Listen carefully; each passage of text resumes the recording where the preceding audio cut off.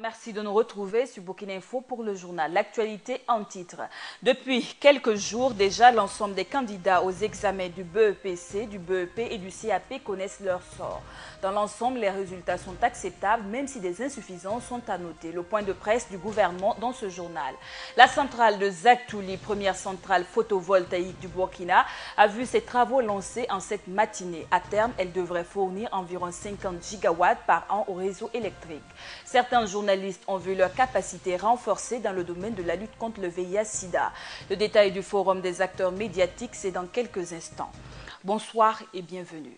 Depuis quelques jours, le président du Faso est en Belgique où il participe aux 10e journées européennes du développement. Otmar Christian Kaboré a eu un entretien hier avec le président du Conseil européen, M.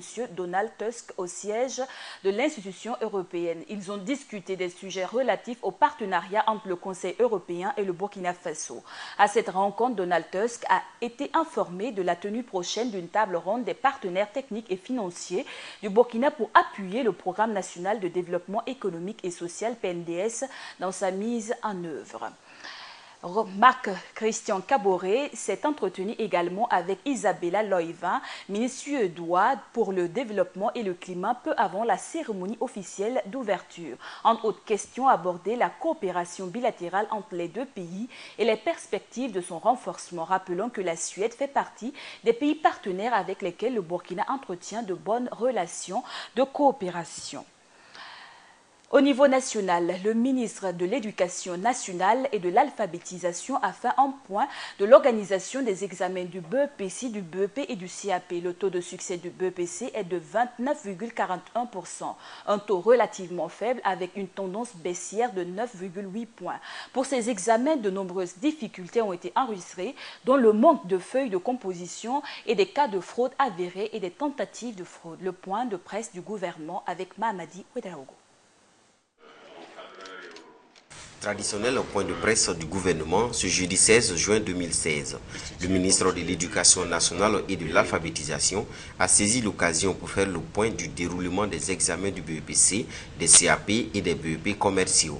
Des examens qui ont pris fin le 14 juin dernier sur l'ensemble du territoire national. Pour ce qui concerne le BEPC, le taux national de succès de la session 2016 est de 29,41%.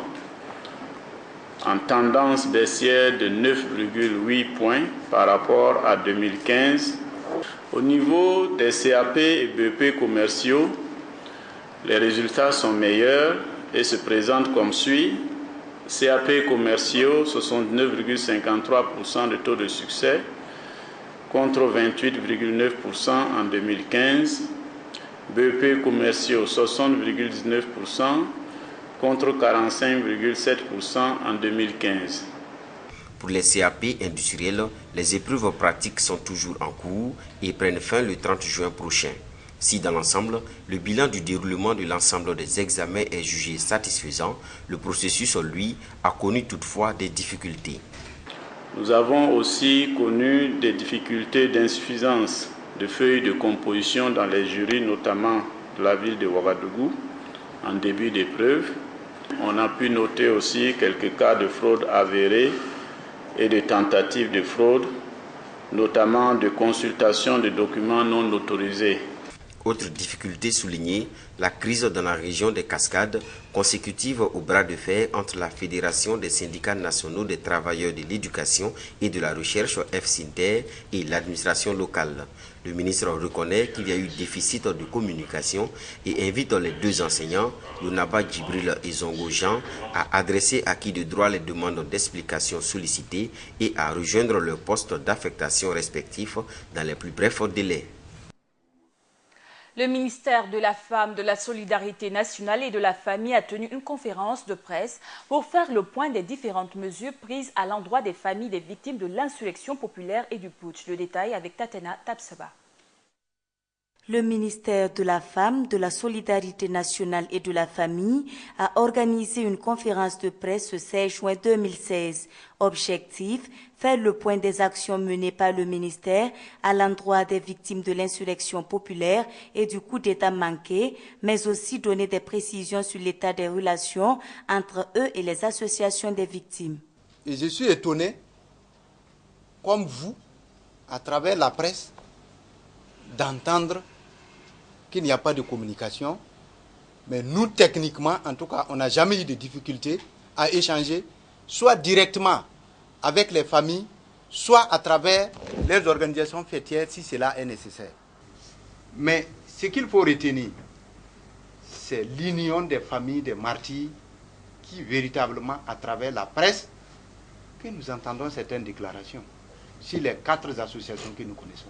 Ils assurent cependant que la présente rencontre n'est pas une justification aux accusations formulées à l'endroit du ministère. Notre conférence d'aujourd'hui, conférence de presse, est d'apporter toutes les informations nécessaires pour que vous, en tant qu'homme de médias, vous puissiez les relayer auprès de l'opinion nationale.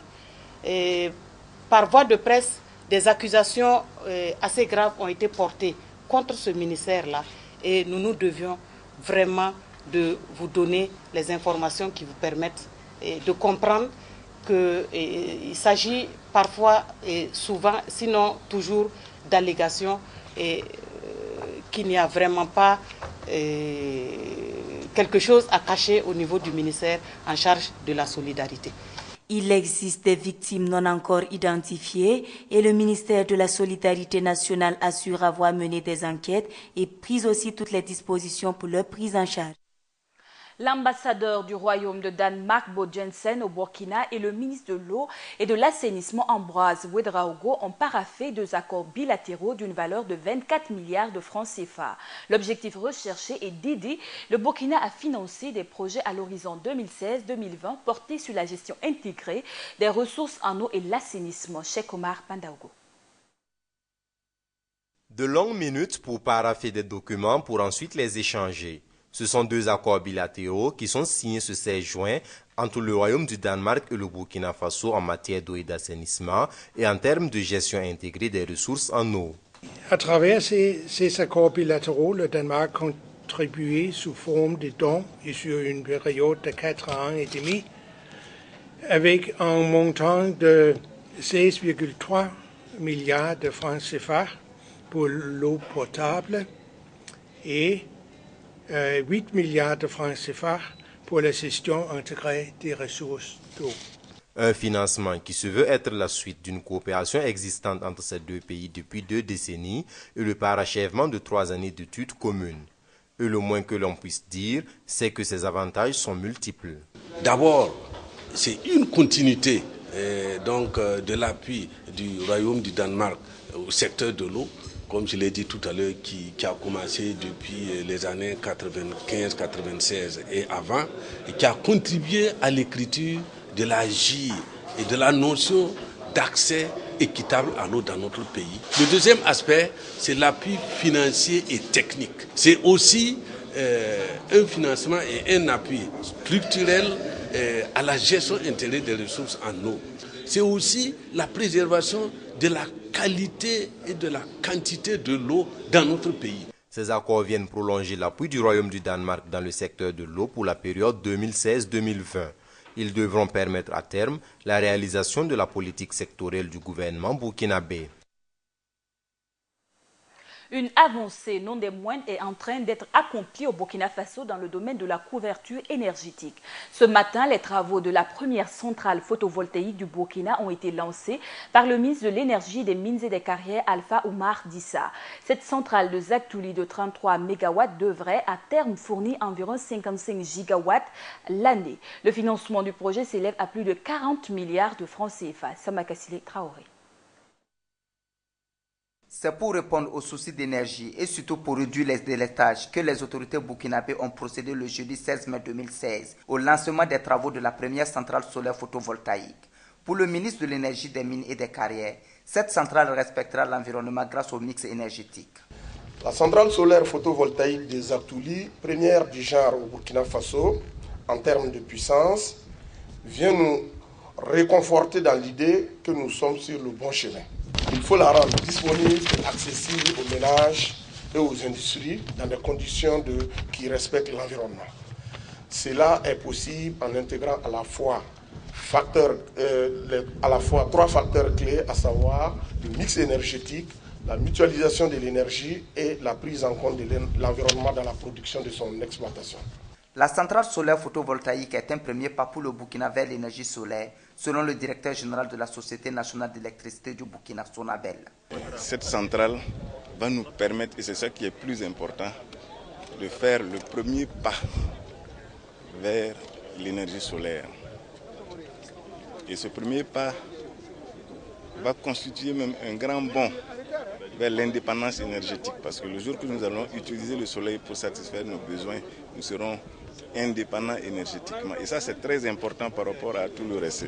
Située à Zaktouli sur une superficie de 60 hectares, la centrale solaire photovoltaïque produira 5% des besoins du pays en énergie, avec une puissance de 33 MW sur une installation de 129 600 modules photovoltaïques de 260 watts. Et les populations de Zaktouli, détentrices du terrain sur lequel sera érigée la centrale, sont mécontents de la compensation versée à leur endroit. Selon eux, aucune négociation préalable n'a eu lieu avant la dépossession des terres. Samba Kassile Traoré. Le quartier Zaktouli bénéficiera bientôt de la plus importante centrale solaire photovoltaïque de la sous-région, dont les travaux ont été lancés le jeudi 16 juin 2016. Cependant, tous ne semblent pas favorables à l'installation de cette centrale à Zaktouli. C'est le cas des anciens propriétaires de l'espace sur lequel se situe la centrale, qui se plaignent de l'insuffisance de la somme qui leur a été octroyée en compensation à la prise de leurs terres. Nous ne sommes pas contents de la prise de notre terrain, parce qu'il y a une grande surface qu'ils ont pris, parce que la surface prise même dépasse 1 km, ça vaut 1,5 km comme ça, ou même plus, parce qu'ils avaient commencé le début 2 km sur 1 km. Bon, après, il y a des gens, ceux qui ont l'argent, ils ont payé, ils ont fait titre foncier, ils ont supprimé ces gens-là. Et c'est juste tous ceux qui cultivent là seulement. C'est nous, propriétaires de terrain là, qu'ils ont pris. Je suis né à Zaktouli et je vis ici. Nous sommes mécontents quand ils sont venus prendre nos champs. La Sonabel a pris plus de 100 hectares. Sachez que sur chaque hectare, ils nous ont donné 200 000 francs seulement. Et cela ne plaît ni aux vieux, encore plus aux jeunes. Où allons-nous avoir à manger? Les anciens propriétaires du site de la future centrale solaire photovoltaïque pensent que la somme de la compensation qu'ils ont reçue leur a été imposée, vu qu'aucune négociation n'a auparavant eu lieu. Ils sont venus dire qu'ils ont besoin des terres. Ils nous ont dit que si nous refusons de donner les champs à raison de 200 000 par hectare, le gouvernement peut les prendre gratuitement. Nous avons pris l'argent, mais nous sommes mécontents. Nous demandons de l'aide à tous, car la situation est inacceptable. L'argent, vraiment, ça n'allait pas. Donc, on avait refusé, jusqu'à le maire Joanny Ouedraogo dise que non, que le terrain appartient à l'État. Que donc, si les gens refusent, l'État va prendre ça gratuitement. Donc, ça fait qu'avec les vieux, ils ont eu peur, jusqu'à ils ont récupéré les terrains. Les habitants de Zaktouli disent vouloir être embauchés pour les travaux de construction de la centrale solaire voltaïque, car ils disent ne plus avoir de champs pour cultiver. On apprend que plusieurs personnes ont été interpellées après la destruction mardi d'importants équipements de la société minière Bissa Gold lors de violentes manifestations, nous confirme l'AIB. Le groupe de manifestants revendique l'emploi immédiat de 20 jeunes dans le cadre du projet d'extension de la mine à Bouli. Il est véritablement difficile de mettre un terme à l'incivisme dans la circulation routière. Le policier Samuel Cabré, pendant son service au rond-point des Arts, s'est fait percuter par un individu qui a refusé d'opérer le sens giratoire. Pour s'enquérir de son état de santé, une équipe de la délégation spéciale de la commune de Ouagadougou, accompagnée par le gouverneur de la région du Centre et des responsables de la police municipale, s'est rendue au domicile du policier. Doumadi Guel Rodrigue. Encore un policier victime de l'incivisme dans la circulation. En service le 15 juin au rond-point des Arts dans la ville de Ouagadougou, l'agent de la police municipale Samuel Cabré a été percuté par un usager de la circulation. La victime nous relate les faits. Hier matin, on nous a déployé au carrefour, le rond-point des Arts, et un monsieur qui a refusé de faire le sens giratoire du rond-point et il a emprunté le sens interdit. Il y avait mon chef de carrefour qui était devant, il est sorti pour l'interpeller. Moi, j'étais à l'arrière-plan. Le monsieur s'est levé, il a regardé sa moto, pour foncer sur mon chef de carrefour. L'allure qu'il faisait, mon chef de carrefour a pu l'esquiver, mais comme il était en vitesse, moi j'étais derrière, je n'ai pas pu l'esquiver. C'est ça, il m'a pris. Oui, on est parti, il y avait mon épaule qui a pris un choc. On a fait la radio, ils ont dit qu'il n'y a pas grand-chose, c'est le muscle qui a été touché, mais on prescrit des produits que de prendre. Maintenant, on est parti faire le scanner sur la tête, mais ça va. Ce 16 juin 2016, une équipe de la délégation spéciale de la commune de Ouagadougou, accompagnée par le gouverneur de la région du Centre et des responsables de la police municipale, se sont rendus au domicile de la victime pour lui témoigner leur solidarité et leur compassion. Nous avons tenu, moi, l'ensemble des présidents de délégation spéciale des différents arrondissements, les membres du bureau de la délégation spéciale et bien sûr avec la présence très remarquée de M. le gouverneur, nous avons tenu ce matin à marquer notre solidarité à notre agent de la police municipale qui a été percuté par un usager de la circulation routière. Ce matin, nous sommes passés lui dire tous nos encouragements, l'inviter à ne pas céder au découragement et profiter en même temps, encourager l'ensemble de ses collègues et policiers municipaux et partants des différentes forces de défense et de sécurité du Burkina actuellement qui traversent une période très difficile avec l'incivisme qui ne fait que s'accroître. Quant au fautif, il a été appréhendé et déposé au commissariat de Ouara 2000 pour la suite de la procédure. Et l'ex-ministre de la Justice burkinabé Jérôme Traoré a été élu mercredi président de la Cour de justice de la CEDEAO. Selon l'observateur Palga, Jérôme Traoré a été élu pour un mandat de 2 ans à la présidence de la Cour de justice de la Communauté économique des États de l'Afrique de l'Ouest CEDEAO. Notons que Jérôme Traoré avait été limogé en février 2012 sous la pression populaire après qu'un citoyen l'eut accusé de lui avoir fait administrer des sévices corporels. Autre information, afin d'atteindre l'objectif zéro dans tous les domaines de la lutte contre le VIH-Sida, le secrétariat permanent du Conseil national de la lutte contre le VIH-Sida a initié un forum des acteurs des médias. L'objectif recherché étant de faire des journalistes des relais d'information auprès de la population générale sur la thématique des populations à haut risque, la clé de la lutte contre le VIH-Sida. Hassan Nakro. Mieux outiller les acteurs des médias en matière d'information et d'éducation sur la problématique des populations à haut risque ou vulnérables en matière du VIH-Sida et IST. C'est l'objectif visé par ce forum des acteurs médiatiques organisé par le Conseil national de lutte contre le sida et les infections sexuellement transmissibles. Ce forum se veut également une tribune pour identifier les insuffisances et les faiblesses supposées ou réelles en matière de collecte et de traitement de l'information sur le VIH, le sida, en lien avec les populations clés.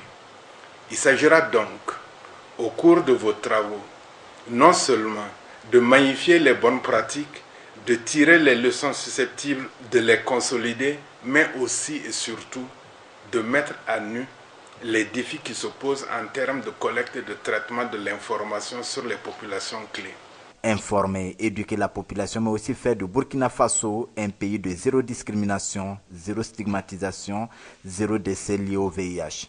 Je vous interpelle vivement au devoir de mobilisation dans un esprit de synergie, d'action et de sacrifice pour soutenir les efforts des acteurs engagés dans la lutte, dans leur quête de l'objectif zéro nouvelle infection, zéro discrimination et zéro décès lié au VIH.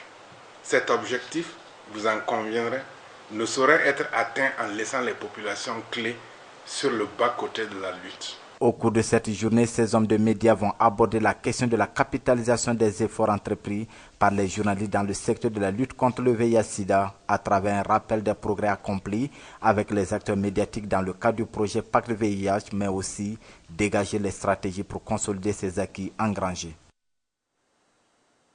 La société burkinabé de télédiffusion a dorénavant sa licence d'établissement et d'exploitation d'un réseau de télédiffusion numérique. Cette licence traduit l'engagement du Burkina d'aller enfin vers le numérique conformément aux obligations internationales ratifiées par le Burkina. La cérémonie officielle de la remise est intervenue ce matin en présence de Samba Kassile Traoré. Ce geste solennel vient marquer le début d'une étape décisive avant l'installation et la mise en service des équipements dans l'aboutissement de la mise en place de la télévision numérique terrestre. La société burkinabé de la télévision, en cette journée du jeudi 16 juin, a reçu la licence d'établissement et d'exploitation d'un réseau de télédiffusion suivi du cahier des charges, chose qui devrait permettre de révolutionner la télévision du Burkina. La télévision numérique terrestre, c'est tout simplement une nouvelle technologie en termes de diffusion. Et donc qui va utiliser des émetteurs numériques, contrairement à ce qui est utilisé actuellement. Et c'est un mécanisme qui nécessite vraiment des documents, un cadre réglementaire, parce qu'actuellement, on a les chaînes de télévision qui font eux-mêmes la production et la diffusion. Avec le numérique, ils ne feront que la production, et c'est la SBT qui est le nouvel opérateur de diffusion qui fera la diffusion de ces chaînes. Donc toutes les chaînes seront diffusées par la SBT et transportées jusqu'aux téléspectateurs. Le directeur de l'autorité de régulation de communication électronique et des postes, les attentes suite à cette remise de licence sont énormes. D'abord, c'est qu'effectivement, que le déploiement du réseau se réalise dans le plus bref délai. Parce que les enjeux sont énormes à plus d'un titre. C'est-à-dire qu'au-delà donc de cette question technologique, donc migrer donc vers la TNT pour plus de qualité de services, parce qu'aujourd'hui, vous savez, lorsqu'il commence à pleuvoir, souvent, il y a des problèmes de qualité. Le numérique permet de résoudre cela. Tant que l'obtention de ces documents juridiques permettra à la société burkinabé de la télévision de respecter la réglementation en vigueur sur les conditions d'exercice de l'activité d'opérateur de diffusion. La presse, dans son intégralité, vit grâce à la publicité, mais également grâce aux reportages facturés. Mais ces reportages facturés permettent-ils aux journalistes de rendre l'information véritable? C'est pour répondre à cette question que se tient un séminaire sur la couverture médiatique. Tatiana Tapsoba. Tenu sous le thème couverture médiatique, épine de l'information véritable ou source de revenus, ce séminaire organisé par le Centre national de presse Norbert Zongo vise à mener des réflexions sur les reportages facturés. Réflexion que le Centre national de presse mène depuis longtemps. Et au niveau aussi des organisations professionnelles des médias, le problème s'est toujours posé. Si on paie un reportage, est-ce qu'il y a l'indépendance?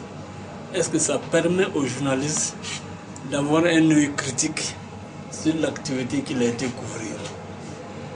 Quand on vous prend dans un véhicule, dans un avion, vous partez en mission, tout frais payé par celui qui vous a amené et que votre organe ne prenne à rien donner, ça, forcément qu'on ne veut ou pas, vous voyez les choses sur le terrain, mais est-ce que vous allez venir assassiner votre bienfaiteur?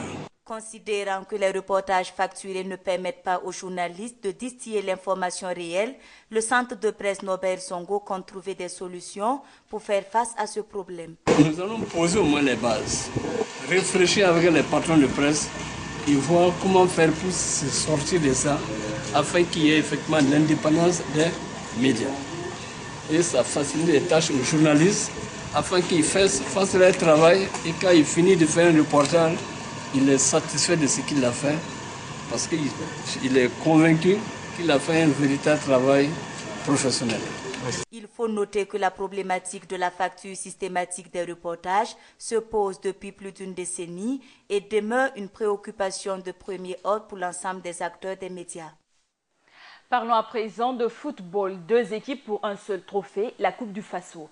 L'AS Sonabel et l'Étoile filante de Ouagadougou comptent livrer en combat sans merci vu la perte de l'espoir de remporter le championnat national. Pendant qu'aucune de ces 2 équipes ne compte céder sa place, le RCK compte sortir victorieux du championnat national. Hassan Nako. Les confrontations de la 16e journée de la Coupe du Faso s'annoncent rudes. L'Étoile filante de Ouagadougou va affronter l'AS Sonabel, toutes 2 désirant se consoler avec la Coupe du Faso après avoir perdu l'espoir de remporter le championnat national. Je dis tous les matchs qui nous restent maintenant, on va les jouer à fond, et toujours en respectant les adversaires. C'est la dernière carte parce que l'AS Sonabel ne peut plus rêver d'être champion, elle est trop derrière. Elle prend la Coupe du Faso comme son objectif premier. Vous parlez de coefficient, donc on peut partir de 50-50, il faut partager quand même pour toutes les équipes. Remporter la Coupe du Faso est le seul objectif qui nous reste, a souligné le capitaine de l'EFO. On a confiance en nous, vu que le match AS Sonavel et EFO, c'est la Coupe du Faso et puis c'est le tournoi des deux clubs. Nous, on n'a plus rien à jouer dans les championnats. C'est comme je vous dis, notre Vatou, c'est la Coupe du Faso. La Sonavel aussi, son Vatou. Donc, je pense que ça va être un match intéressant. Autre opposition dans cette 16e journée est celle du leader du championnat national de D1, le RCK contre le 9 Athlétique, un club de 2e division. Une rencontre qui intéresse moins le RCK car Kamouma l'OSC Poulain n'ont qu'un seul objectif, remporter le championnat. C'est très simple. Je pense que vous-même, vous savez que j'ai souffert pour ce championnat. J'espère franchement aller au bout. Et ça, c'est un rêve. Et je vous le dis franchement sans vous cacher. Vraiment, j'ai envie d'être champion. Et on fera tout pour. La Coupe du Faso débute. Bon, je ne sais pas comment je vais rentrer dans cette compétition, donc je ne peux pas la privilégier par rapport au championnat. La dernière opposition de cette journée va opposer le Majestic à Santos FC, une rencontre qui ne sera pas aussi facile car ces deux équipes n'ont également que la Coupe du Faso pour se dédouaner auprès de leurs supporters. En Côte d'Ivoire, plusieurs centaines d'employés locaux de la mission de l'ONU en Côte d'Ivoire, ONUCI, ont manifesté ce jour à Abidjan et à Bouaké. Ils réclament le paiement des indemnités des 713 Ivoiriens en raison de la fermeture définitive de la mission selon Olivier Niaoré, président de l'association du personnel recruté relocalement de l'ONUCI. Réagissant à ces déclarations, la porte-parole de l'ONUCI, Kadja Ledron, a déclaré dans un communiqué que le paiement d'une telle indemnité ne fait aucunement partie des conditions de service du personnel telles que le stipule le contrat. Notons que le retrait définitif de la mission est prévu en juin 2017.